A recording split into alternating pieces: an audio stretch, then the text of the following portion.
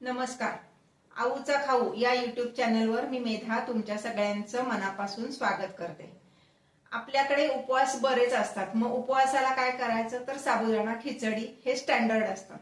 पण बऱ्याच वेळा असं होतं की ती खिचडी आपल्याला आवडतही नाही आणि सोसतही नाही. मग अशा वेळेस आपण उपवासाची भाजणी जर करून ठेवली आणि त्याचं थालीपीठ केलं तर आपल्याला पोटभरीचं पण होतं आणि वेगळं काहीतरी खाल्ल्यासारखं होतं. तर आज मी तुम्हाला दाखवणार आहे उपवासाच्या भाजणीचं थालीपीठ. चला तर मग रेसिपी बघूयात. आता थालीपीठ करण्यासाठी आपण घेणार आहोत ह्या वाटेनी मोजून ही 2 वाट्या भाजणी. भाजणी कशी करायची त्याचा व्हिडिओ मी आधी अपलोड केलेला आहे. लिंक पुन्हा डिस्क्रिप्शन बॉक्स मध्ये देत आहे, ते बघा आणि भाजणी तयार करा. 2 वाट्या भाजणी घेतली. त्यामध्ये अर्धी वाटी एवढं दाण्याचं कूट घालणार आहोत.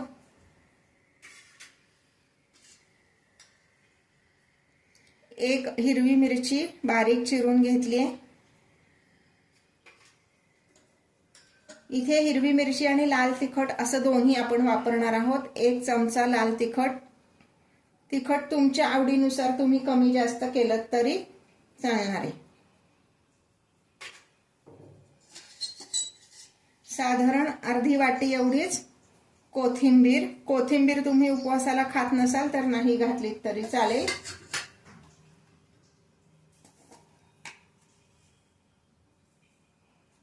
एक चमचा एवढं मीठ.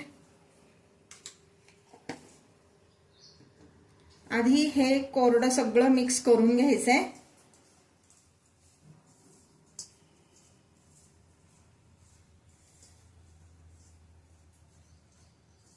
आणि आता यामध्ये मी घालणार आहे किसलेला बटाटा. बटाटा स्वच्छ धुवून त्याची सालं काढून घेतलीत आणि तो किसून घेतला. किसून पाण्यात ठेवला म्हणजे मग तो काळा होत नाही.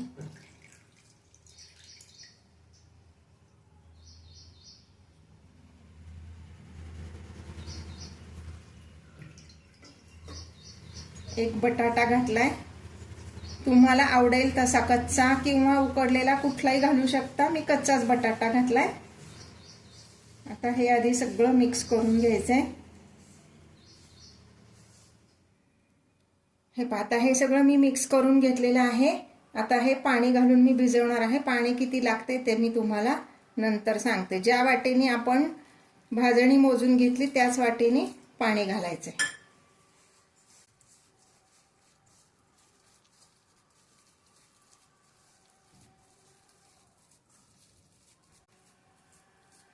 हे 1 वाटी मी पाणी घातलं होतं. सगळं पीठ त्यात भिजलंय, पण भाजणी आहे ती जास्त पाणी शोषून घेते म्हणून अजून थोडंसं म्हणजे साधारण पाव वाटी एवढं पाणी मी अजून ह्यामध्ये घालणार आहे.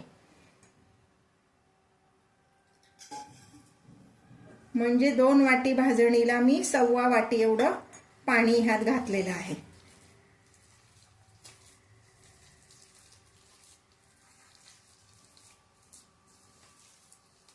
ही भाजणी व्यवस्थित भिजली आहे. आता तव्यावर आपण ह्याचं थालीपीठ थापून घेणार आहोत.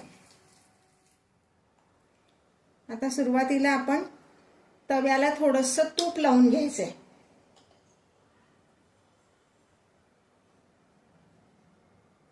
म्हणजे मग ते थालीपीठ खाली चिकटत नाही आणि छान क्रिस्पी होतं.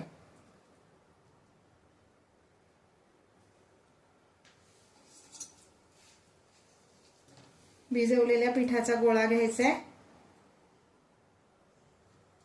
आणि हाताला किंचित पाणी घ्यायचे. म्हणजे पाण्यात हात थोडासा बुडवून घ्यायचा म्हणजे मग थालीपीठ थापताना पीठ हाताला चिकटत नाही.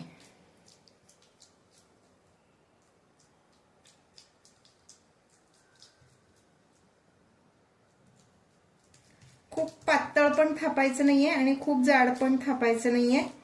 खूप पातळ थापलं तर ते तव्याला चिकटेल आणि खूप जाड थापलं तर शिजायला वेळ लागेल. हे पहा इतपत थापायचं आहे. ह्याला मध्ये बोटाने असे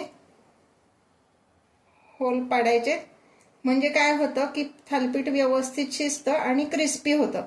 आणि ह्यात पण आपण थोडंसं तूप घालणार आहोत. तुम्हाला तेल घातलं तुम्ही तरी चालेल, पण उपवासाचे पदार्थ शक्यतो तुपात करावेत म्हणून तूप वापरते.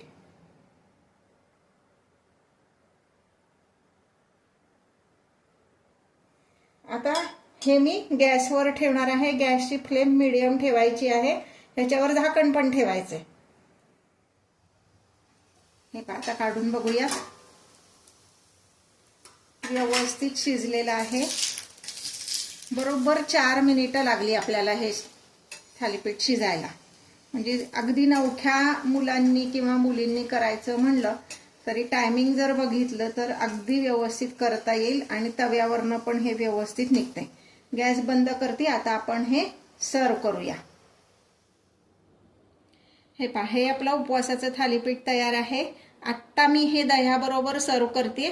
तुम्हाला हवं तर काकडीची कोशिंबीर सुद्धा ह्याच्याबरोबर करू शकता किंवा लिंबाचं गोड लोणचं सुद्धा देऊ शकता. हे आपलं छान चटपटीत असं उपवासाचं थालीपीठ तयार आहे.